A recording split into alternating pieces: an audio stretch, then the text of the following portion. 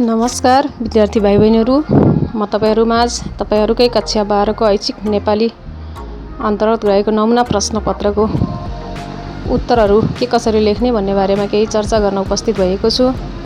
पाठ्यक्रम विकास केन्द्रले भर्खरै प्रकाशन गरेको नमुना प्रश्नपत्र अनुसार हामीलाई 5 वटा खण्डमा प्रश्नहरू समावेश गरेको छ। खण्ड क, ख, ग, घ र ङ गरेर प्रश्नहरू केही समावेश गरिएका छन्, जसमा म प्रत्येक खण्डको छुट्टा-छुट्टै तपाईहरुमाझ भिडियो प्रस्तुत गर्नेछु। हरेक खण्डमा रहेको प्रश्नहरूको उत्तर लेख्ने शैलीको बारेमा चर्चा गर्नेछु। सर्वप्रथम त 5 वटा खण्डमध्ये अन्तिम खण्ड ङ मा रहेको लामो उत्तर लेख्नुपर्ने खालको प्रश्नहरू रहेकाले गर्दा म खण्ड ङ को बारेमा चर्चा गर्न गइरहेको छु। खण्ड ङ अर्थात् समूह ङ मा तपाईहरुका लागि समीक्षात्मक उत्तर लेख्नुपर्ने खालका 4 वटा प्रश्नहरू रहनेछन्। 8 नम्बरका 4 वटा प्रश्नहरूमध्ये 3 वटा प्रश्न हल गर्नुपर्ने छ, जुन समीक्षात्मक उत्तर लेख्नुपर्ने भएकाले अलि लामो उत्तर लेख्नुपर्ने पनि हुन्छ र 8 नम्बरको लागि भनिसकेपछि हामीले केही लामै उत्तरहरू तयार गर्नुपर्ने हुन्छ। सोही अनुसार समूह ङ मा 4 वटा प्रश्नहरू रहेका छन्। प्रश्न नम्बर 1 मा अहल्या कविताको मूलभाव प्रस्तुत गर्नुहोस् भनिएको छ। त्यस्तै प्रश्न नम्बर 2 मा मुना मदन खण्डकाव्यमा धन र मनको द्वन्द्वलाई कसरी प्रस्तुत गरिएको छ विवेचना गर्नुहोस् भनिएको छ। त्यस्तै प्रश्न नम्बर 3 मा औपन्यासिक पात्र जीवनको पृष्ठभूमिमा निबन्धमा लेखकले जीवनको गहनता, महानता र भिन्नतालाई कसरी देखाएका छन् स्पष्ट पार्नुहोस् भनिएको छ। त्यस्तै अन्तिम 4औं प्रश्नमा हिउँमा परेका डोबहरू कथामा कस्तो अस्तित्ववादी दृष्टि व्यक्त भएको छ विवेचना गर्नुहोस् भनिएको छ। यी 4 वटा प्रश्नहरू समीक्षात्मक उत्तर लेख्ने गरी सोधिएको छ र प्रत्येक प्रश्न 8 नम्बरको लागि हुने भएकाले गर्दा सोही अनुसार यसको उत्तर लेख्नुपर्ने हुन्छ। विद्यार्थी भाइ बहिनीहरू, मैले लिखित रूपमा प्रश्नका उत्तरहरू तयार गर्न समय अभावले गर्दा मौखिक रूपमा भए पनि तपाईहरुमाझ प्रश्नको उत्तरहरू लिएर उपस्थित भएको छु, जसले तपाईहरुलाई केही सहजता प्रदान गर्नेछ भन्ने आशा पनि लिएको छु। अब समूह ङ मा रहेको पहिलो प्रश्न अहल्या कविताको मूलभाव प्रस्तुत गर्नुहोस्। यसको लागि म उत्तर भन्न गइरहेको छु। ध्यान दिएर सुन्नुहोला र सोही अनुसार लेख्ने अभ्यास गर्नुहोला। प्रश्न फेरि भन्दैछु, अहल्या कविताको मूलभाव प्रस्तुत गर्नुहोस्। विद्यार्थी भाइ बहिनीहरू, यसको उत्तर यस प्रकार लेख्न सक्नुहुनेछ। नारीवादी कविता शारदा शर्माद्वारा लिखित अहल्या रामायणीय विषयमा आधारित मिथकीय कविता हो। गौतम ऋषिकी पत्नी अहल्याको अवस्थालाई वर्तमान सन्दर्भसँग जोडेर नयाँ दृष्टिकोण प्रतिपादन गरिएको यस कवितामा नारीवादी चिन्तन प्रस्तुत गरिएको छ। रामायणमा देवताका राजा भनिएका इन्द्रको कपटबाट बलात्कृत भएकी अहल्याको सन्दर्भलाई नवीन प्रसङ्गमा प्रयोग गरिएकाले कवितामा मिथकीयता पाइन्छ। नारीमाथि अत्याचार गर्ने व्यक्तिको इज्जत पनि नगएको र अभिमान पनि कम नभएको, तर बलात्कृत भएकी नारीले श्रापित भएर दुःखदायी जीवन बिताउनु परेको वास्तविकता कवितामा प्रस्तुत भएको छ। समाजमा बलात्कृत भएका अहल्या तथा निर्मला पन्तको एउटै अवस्था रहेको भन्दै पितृसत्तात्मक समाजका शक्तिशाली व्यक्तिहरूबाट हिजो र आज महिलाहरू बलात्कृत भएकै छन् भन्ने नारी शोषणसँग सम्बन्धित विषयको प्रस्तुति यस कवितामा दिइएको छ। नारीलाई सम्मान गर्ने भनिएका मर्यादा पुरुषोत्तम श्रीरामले समेत आफ्नी पत्नी सीताको चरित्रमा विश्वास गर्न नसकेको प्रसङ्ग व्यक्त गर्दै समाजमा जतिसुकै आदर्शवादी पुरुष भए पनि उनीहरूको नारीप्रतिको दृष्टिकोण सकारात्मक नभएको र यस्तो प्रवृत्ति परिवर्तन नभएसम्म नारीहरू सधैँ समाजमा उत्पीडित बन्नुपर्ने मुख्य विचार कवितामा प्रकट भएको छ। कवितामा शोषण, दमन, अन्याय, अत्याचार तथा बलात्कार सहेर आफ्नो प्रतिष्ठा गुमाउन विवश प्राचीनदेखि वर्तमान समयसम्मका नारीहरूका अवस्थाको अभिव्यक्ति भएको छ। आदिमदेखि वर्तमान समयसम्म अचेत ढुङ्गा बनेर सदैव पितृसत्ताका पक्षधर पुरुषको शोषण सहनुपर्ने नारीहरूको बाध्यता प्रस्तुत गरी एउटी निर्दोष नारीले भोग्नु परेका यातनाहरूको एक हिसाबको खोजी गर्दै नारी चेतनालाई सबल बनाउनु पर्ने दृष्टिकोण कवितामा प्रकट भएको छ। कविले नारीलाई शोषण गर्ने र उनीहरूको अस्तित्व लुट्ने परम्पराको थालनी देवताहरूबाटै भएको सन्दर्भ उठाउँदै लामो समयदेखि ढुङ्गो बनेर श्राप भोगिरहेकी अहल्या रामबाट स्पर्शपछि मानवमा रूपान्तरित भएको प्रसङ्गलाई कवितामा प्रस्तुत गरेकी छन्। कवितामा अहल्यादेखि निर्मला पन्तसम्मका नारीले पुरुषबाट भोग्नु परेको अत्यन्तै घृणित क्रियाकलापको चर्चा गर्दै नारीमाथि हुने गरेका शोषण र दमनको श्रृङ्खला निरन्तर चलिरहेको कुरालाई प्रस्तुत गरिएको छ। गौतम ऋषिले इन्द्रलाई शरीरमा 1000 स्त्री यौन अङ्गहरू हुने श्राप दिएका र पछि श्राप फिर्ता लिनासाथ इन्द्रको शरीरमा भएका 1000 योनिहरू आँखामा परिणत भएको मिथकीय सन्दर्भ मार्फत कविले हरेक महिना रजवती भएर पुरुषहरूले गरेको ब्रह्म हत्याको दोष मेट्नुपर्ने तर अहल्याको बलात्कारको आरोपमा सहस्र योनिको श्राप पाएका इन्द्रले मुक्ति पाउने गरेको सन्दर्भ प्रस्तुत गरेकी छन्। पुरुष प्रधान समाजमा नारी सधैँ लाञ्छित भएर बाँच्नु परेको कुरालाई कवितामा वर्णन गरेकी छन्। कवितामा अबोध र शान्त पतिको नाजायज फाइदा लिएर पत्नीको इज्जत लुट्न तम्सने इन्द्र जस्ता कुत्सित पुरुषहरूको अभाव हाम्रो समाजमा नभएको, विभिन्न कुकर्ममा संलग्न पतिका दोष हरणका लागि नारी नै व्रत बस्नु परेको जस्ता सामाजिक कुसंस्कारप्रति प्रहार गर्ने काम गरिएको छ। एउटै गल्तीमा दोषी भएको इन्द्र र अहल्यामा इन्द्रका सबै दोषहरू छुपिएर उनी निर्दोष बन्न पुगे तर नारी हुनकै कारण अहल्या सधैँ आरोपित स्त्रीका रूपमा रहनु पर्यो। यस्तो असमान र विभेदकारी सामाजिक संरचनाको जड भनेकै पितृसत्ता हो र पितृसत्ताको अन्त्य नभएसम्म अहल्या जस्ता नारीहरू पटक पटक आफ्नो अस्मिता गुमाउन बाध्य हुनेछन् भन्ने कुरा कवितामा देखाइएको छ।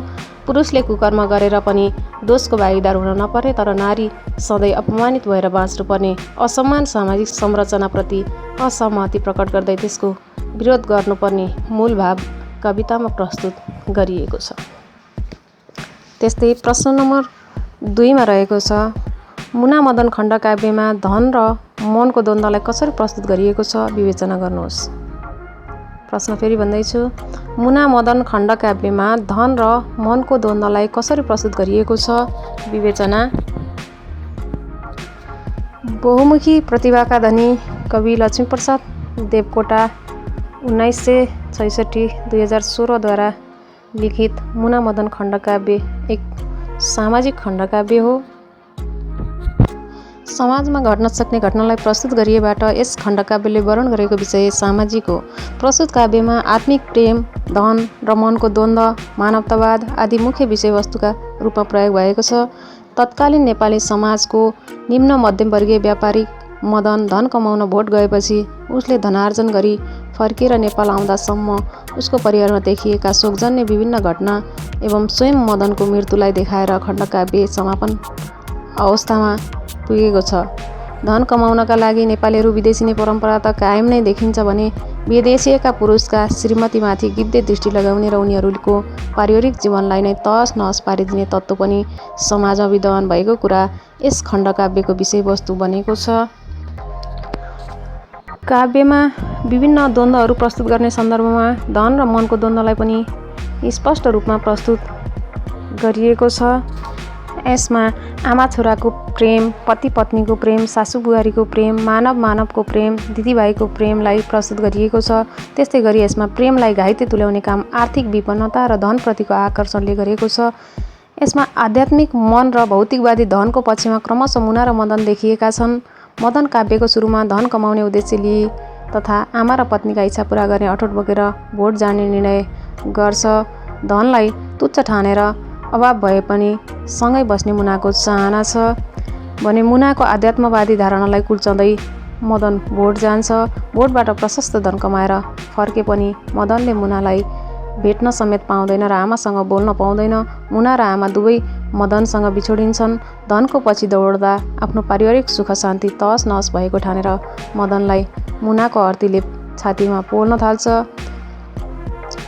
ऊ कविताका हरफमा गलामा लाग्यो, मुटुमा घुस्यो, अमृत वचन भन्दै आफ्नो धनको मोहले नै आमा र पत्नी गुमाउन पुगेको ठान्छ। यसरी यहाँ देवकोटाले मुना र मदनका माध्यमबाट धन र मनको द्वन्द्व देखाएर सुरुमा मदनलाई भोट प्रस्थान गराई धनको विजय गराएका छन् भने अन्त्यमा धनकै कारणले परिवारमा दुःखद अवस्था सिर्जना भएको देखाएर तथा मदनकै मुखबाट भन्न लगाएर मनको जित गराएका छन्। धनको लोभमा पर्दा पारिवारिक सुख शान्ति तहस नहस भएको देखाएर देवकोटाले आफूलाई मनका पक्षमा उभ्याएका छन्। कविले साग र सिस्नुका खुवाइमा सुख देख्ने, सन्तोषी विचार र गरिबीमा सुख नदेख्ने, पुरुषार्थी विचारको द्वन्द्व देखाउँदै पुरुषार्थी विचारको अस्थायी विजय र स्थायी पराजय तथा सन्तोषी विचारको अस्थायी पराजय र स्थायी विजय देखाएका छन्। धनले अन्धो बनेको मदनलाई बाटामा हैजा लाग्ने, स्वार्थी साथीहरूले परित्याग गर्ने, गरिब भोटेले सेवा गर्ने जस्ता घटनाहरू ल्याएर मदनलाई मानवतावादी विचारको पोल्टोमा हालिदिएका छन्।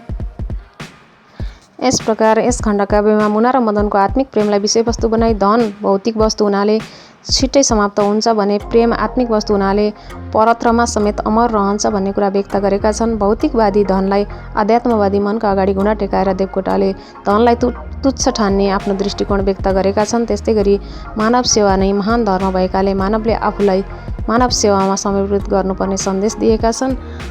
त्यसै गरी प्रश्न नम्बर 3 मा रहेको छ, औपन्यासिक पात्र जीवनको पृष्ठभूमिमा निबन्धमा लेखकले जीवनको गहनता, महानता र विभिन्नतालाई कसरी देखाएका छन् स्पष्ट पार्नुहोस्। प्रश्न फेरि भन्दैछु, औपन्यासिक पात्र जीवनको पृष्ठभूमिमा निबन्धमा लेखकले जीवनको गहनता, महानता र विभिन्नतालाई कसरी देखाएका छन् स्पष्ट पार्नुहोस्। यसको उत्तर यसरी लेख्न सक्नुहुनेछ। औपन्यासिक पात्र जीवनको पृष्ठभूमिमा निबन्ध शङ्कर लामिछाने विक्रम सम्वत 1984 2032 द्वारा लिखित बौद्धिक एवं प्रयोगवादी निबन्ध हो। यस निबन्धमा औपन्यासिक कृतिका काल्पनिक जस्ता लाग्ने चरित्रहरू यथार्थ जीवनको पृष्ठभूमिमा पाइने तथा हेर्दा सामान्य देखिने चरित्र र घटनामा पनि विशिष्ट अर्थ लुकेको हुने सन्दर्भलाई मुख्य विषयवस्तु बनाइएको छ। नवीन शैली शिल्पको प्रयोग गरी यस निबन्धको रचना गरिएको छ। परम्पराभन्दा भिन्न शैलीको प्रयोग गर्दै निबन्धकारले आफ्ना जीवन जगत सम्बन्धी वैयक्तिक धारणालाई सूक्ष्म ढङ्गले प्रस्तुत गरेका छन्। यस निबन्धमा जीवनको गहनता, महानता र विभिन्नतालाई पत्ता लगाउन लालायत लेखकले माग्ने अन्धे आइमाई र उसको छोरो स्कुलबाट भागेर मूर्ति र तिब्बतियन स्टोन विदेशीलाई बेच्दै गरेको स्कुले केटो, कुनै पनि ठाउँ वस्तु आदिलाई देख्ने बित्तिकै चरम तृप्तिको अनुभूति गर्न सक्ने कवि, वर्षा भइरहेका बेलामा रुच्दै गरेका गुरुलाई आफू र आफ्नी आमाले ओढ्दै गरेको छाता उडाइदिन आएकी स्कुले सानी नानी जस्ता चरित्रका प्रसङ्ग मार्फत आफ्ना मनमा लागेका विचारलाई यहाँ लिपिबद्ध गर्न पुगेका छन्। जीवन जगतका अति सामान्य घटनाद्वारा विशेष शिक्षा प्राप्त गर्न सकिन्छ र त्यस्ता घटना मार्फत जीवनको गहनता, महानता र विभिन्नतालाई पत्ता लगाउन सकिन्छ भन्ने विचार निबन्धमा प्रस्तुत गरिएको छ। हामीलाई औपन्यासिक पात्र काल्पनिक लाग्छन् तर ती काल्पनिक नभएर वास्तविक हुन्छन् भन्दै निबन्धकारले समाजका जुनसुकै व्यक्तिको चरित्रलाई लिएर औपन्यासिक कृतिको रचना गर्न सकिने कुरा स्पष्ट पारेका छन्। हाम्रो समाजमा माग्नेहरूको बिगबिगी छ र उनीहरूले आफ्नो माग्ने पेसालाई संस्कृतिकै रूपमा विकास गरेका छन् भन्दै पुस्तौँदेखि मागेर नै जीविका चलाउने यिनीहरूले थोरै पैसा सहयोग गर्नेलाई उपेक्षा गर्ने र दाताबाट पैसा प्राप्त गरेपछि पनि दाताप्रति कुनै प्रतिक्रिया नजनाउने गरेको कुरा उद्घाटन गरी निबन्धकारले यस्ता मगन्तेका प्रवृत्तिप्रति खेद प्रकट गरेका छन्। निबन्धकार यस्ता व्यवहारमा परिवर्तन ल्याउनुपर्छ भन्ने धारणा राखेका छन्। छोराको सहारा लिएर माग्न हिँडेकी आइमाईलाई म पात्रले 5 पैसाको ड्याग दिँदा छोराको उपेक्षापूर्ण भाव र आइमाईको प्रतिक्रियाविहीन भाव यही विचारको पुष्टाइ हो। हाम्रो समाजमा कतिपय बालबालिकाहरू पढ्ने उमेरमा व्यापार व्यवसायतर्फ लागि आफ्नो शिक्षा आर्जन गरी सुनौलो भविष्य निर्माण गर्नबाट वञ्चित भएका छन् भन्दै लेखकले बालबालिकाको उमेर शिक्षा आर्जन गर्ने हो र शिक्षा आर्जन गर्ने उमेरमा अन्य कार्यमा लागे भविष्य अन्धकार बन्छ भन्ने धारणा राखेका छन्।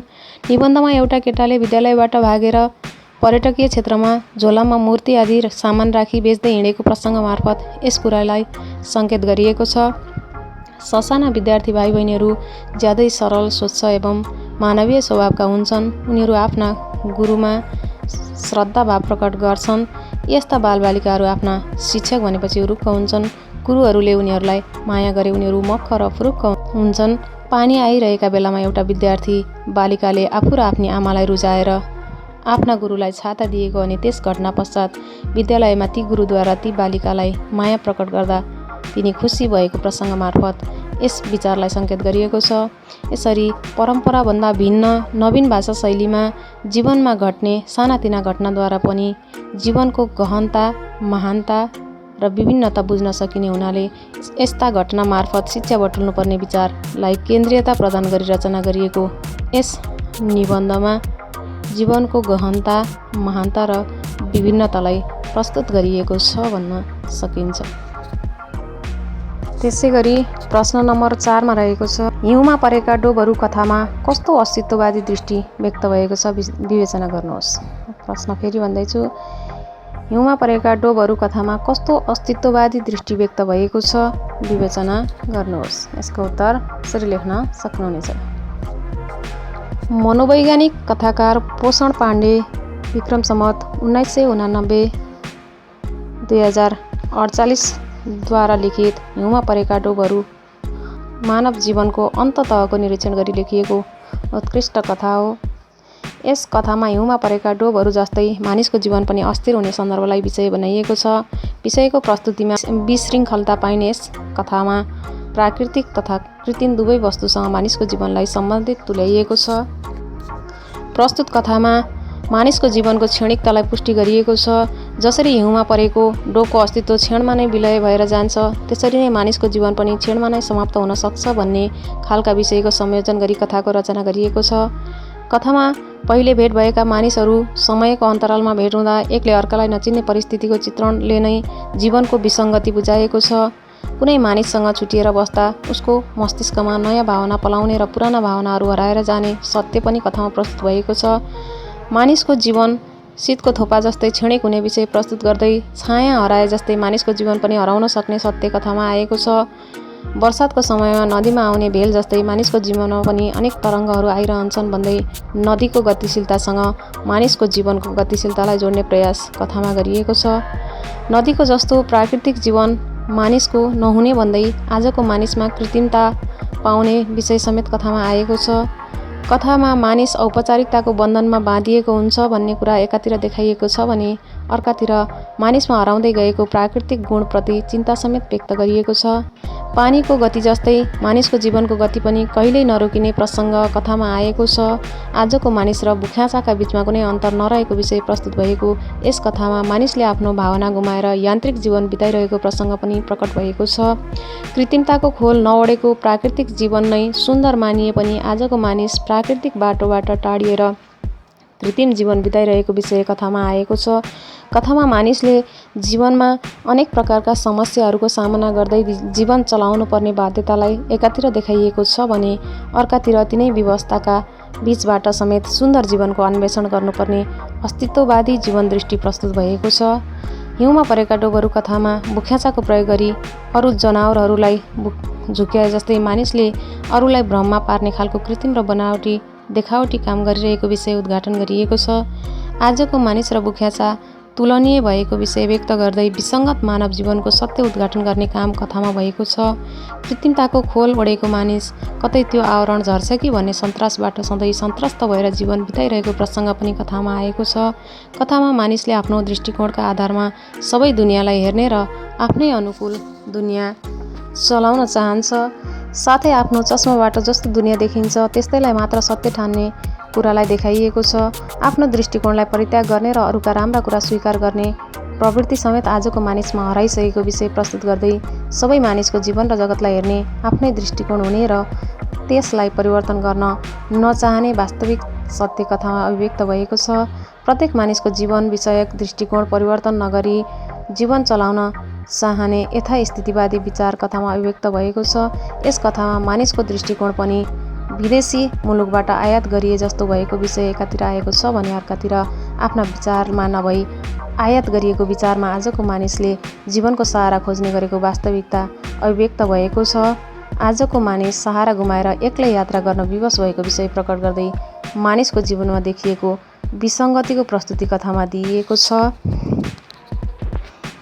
हिउँका डोबहरू जस्तै अस्थिर जीवन बिताउन मानिस विवश भएको प्रसङ्गलाई स्पष्ट पार्न यस कथाको मुख्य उद्देश्य रहेको छ।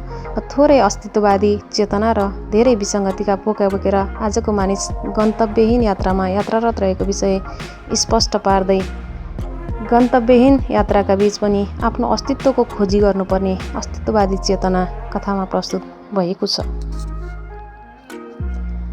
हवस् त विद्यार्थी भाइ बहिनीहरू, यस नमुना प्रश्नपत्रको खण्ड ङमा रहेको लामो प्रश्न अर्थात् समीक्षात्मक उत्तर लेख्ने प्रश्नहरूको केही नमुना उत्तरहरू मैले प्रस्तुत गरिसकेको छु तपाईहरुमाझ र अन्य भिडियो मार्फत म अन्य समूह क ख ग र घ का भिडियोहरू पनि सँगसँगै लिएर उपस्थित हुनेछु।